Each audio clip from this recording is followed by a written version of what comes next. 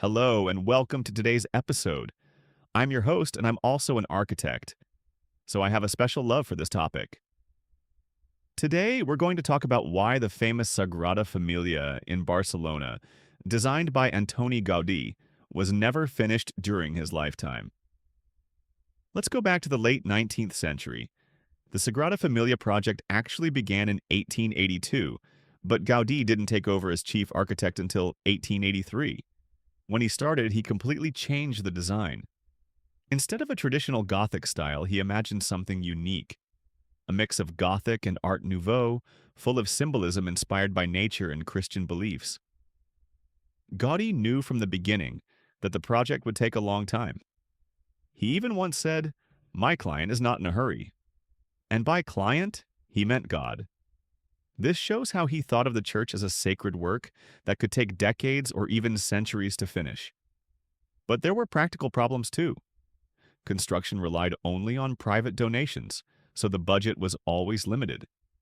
When money ran out, work slowed down. Gaudí spent the last 15 years of his life almost entirely focused on the Sagrada Familia, even living in a small room inside the construction site. Unfortunately, in 1926, Gaudí was hit by a tram and died at the age of 73.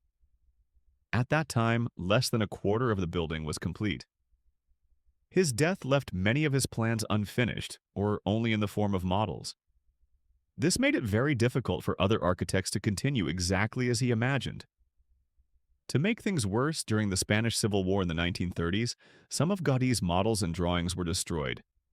This slowed progress even more. Today, construction continues, using modern technology like computer modeling to help complete Gaudí's vision. The current goal is to finish the church in the coming years, more than 140 years after it began. So why couldn't Gaudí finish it?